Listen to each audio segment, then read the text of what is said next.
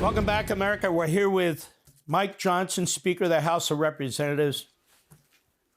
Mr. Speaker, you've had quite a victory here, and it's an amazing thing. You have a de minimis majority in the House of Representatives. In the Senate, the Democrats could have used the filibuster to block the bill. They failed. Number one, you've been highly underestimated, haven't you? In other words, people have said you got one or two votes, he can't pull this off, and yet you've pulled it off. How? Let's start this way. How have you done this? How have you been able to pull together the Republicans in the House of Representatives? Well, thanks, Mark. Great to be with you. We did have a big week. It's the result of a lot of patience and a lot of prayer, frankly. We had a united front. I'm so grateful for this team that stuck together. I'm grateful for a president who is deeply engaged in the process. President Trump is a huge part of this, as you know. We all dug in and got the job done. For the second, third time in a row, they keep underestimating us on these big votes. But the Republicans are sticking together and getting it done. And this time, we passed a resolution to fund the government, to do the responsible thing, to do it in a way that actually reduces spending year over year, which we think is the first time that might have happened in the modern era, if ever. And we put the Democrats on record for just raw partisan politics. Mark, think of it. 99% of the Democrats in Congress, both the House and the Senate, voted to shut the government down to try to make some sort of aimless political point. It's shameless. They're using the American people as pawns, but Republicans are getting the job done, and we're sticking up for the country. And this bill, what's in this bill generally? I mean, there's an increase for defense. There's a reduction in domestic spending, I understand. What pretty much is in this bill, generally?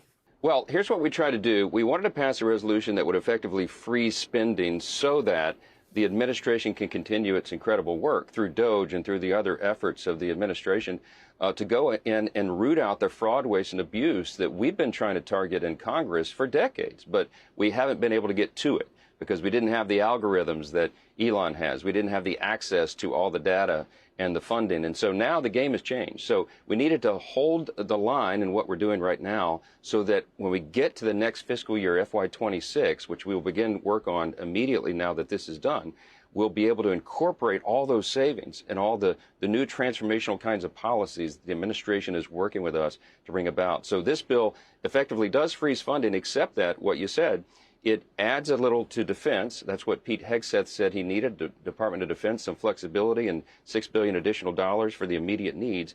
And it reduces non-defense discretionary spending by about $13 billion. So overall, a $7 billion savings to the American people. And Mark, we are just getting started. We are going to reduce the size and scope of the federal government to make it look more like the framers of the Constitution intended. They wanted a lean, mean federal government that had clear oversight from Congress. We're going to be able to do that again, and we're excited about it. I assume there's going to be another bill dealing with taxes. Is that correct? And when would that come up?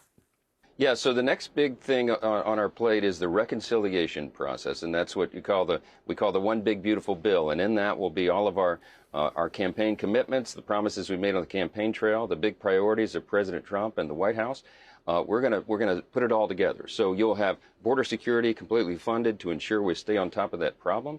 We'll get back to American energy dominance again. Thank goodness. That'll be good for the economy and national security. We'll help to continue to restore peace and exert peace through strength. That's one of our guiding principles. And of course, the tax component, as you said, Mark, along with regulatory reform. We've got to make sure that the Trump-era tax cuts from the first administration are extended. And we're going to do it in a permanent fashion. And so what that will do is give stability to the markets. It will make sure that we don't have the largest tax increase in U.S. history, which is what would happen by default if we failed in this mission at the end of this year. So a lot of big work, a lot of compromises and discussion and deliberation that has to be made over the next 5 to 6 weeks among the Republican Party. But we will do this on our own because I anticipate we'll have 0 Democrats to help with this. Mark, they have shown, as they did with this vote on the resolution to fund the government, that they seem to hate President Trump more than they love America. So the responsibility of governing the country falls to Republicans, and we are going to do that. We're going to fulfill that mission. And about when does this kind of a bill come up for a vote? When would this take place? Well, I put it on a very aggressive timetable. The objective is to get this done before Memorial Day, hopefully to the president's desk for signature in early May. And why is that so important? Because we've got to make sure this is the bill that will deliver the real economic relief for the American people. It will give certainty to job creators and entrepreneurs and risk takers, the people that provide the jobs in our economy, our society, and all of these things, border security, stability on the world stage. It needs to happen immediately. So we're going to move that as quickly as possible through the congressional process and try to get it wrapped up by the early summer, middle of summer. And that will ensure that people feel the effects of it. And certainly before the midterm elections in 2026, that's going to be an important factor for us politically as well as in every other respect. The debt is out of control. Biden blew it through the roof. Spending is out of control. Biden and his party blew it through the roof. You see through Doge and these reports, massive amounts of money, not just millions, tens of billions of dollars. Even in the last 3 or 4 months of the regime, they're pushing it out the door as fast as they can. Charles Gasparino did a report. He said that they spent near the end, in order to try and get Kamala Harris elected, $250 to $300 billion by manipulating Treasury notes and so forth that the administration is having to deal with, trying to deal with, so interest rates don't go through the roof.